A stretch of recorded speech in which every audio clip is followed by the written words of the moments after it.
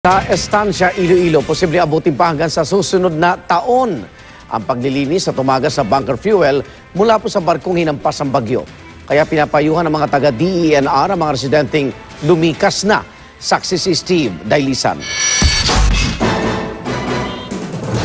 Ang oil spill boom na ito lang ang tanging proteksyon para pigilan ang lalo pang pagkalat ng bunker fuel. Mano-manong inaalis ng interagency group ang mga kahoy na balot ng langis sa dalampasigan.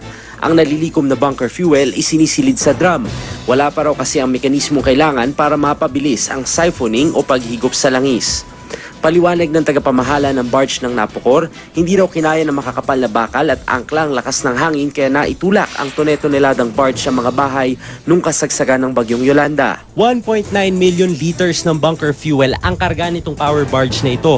Nung mabutas yung 3 sa 7 tangke, aabot sa mahigit 350,000 liters yung tumagas. Katumbas yan ng 1,590 na drum ng bunker fuel. Yung consistency pa naman ng bunker fuel, medyo malapit-lapit na yung pagiging malapot sa aspalto. Kaya kung mapapansin nyo, itim yung lahat, nanunuot yung kinakapitan niya. Kahit yung mga piraso ng kahoy at maging yung mga bato dito sa may dalampasigan.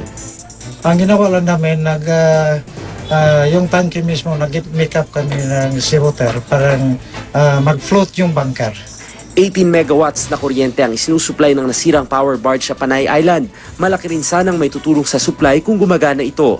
Pero hindi lang pinsala sa dagat ang idinulot ng pagsadsad nito. Sa pwestong ito rin kasi mismo nakatirik dati ang konkretong bahay ni na Elaine. Tadtad siya ng sugat sa katawan. Sa piraso na ng kanilang nasirang bahay natagpuan ang labi ng kanyang ina. Niyakap daw niya ang 2 taong gulang na anak pero hindi rin nakaligtas. Awa ko siya. Lumalaban kami sa school para mabuhay na. Yung anak ko nakikita ko, yung mga bunker andito na sa kanya.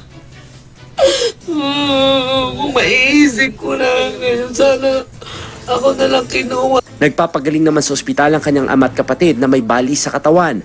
Ang ibang residente nag-aalala na rin para sa kanilang kabuhayan, lalo na sa kanilang kalusugan. Sakit sa dibdib.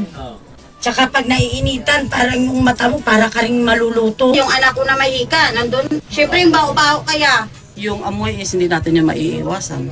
Kung gusto nila, they have to evacuate. Pero wala naman daw mapuntahan ng mga residente.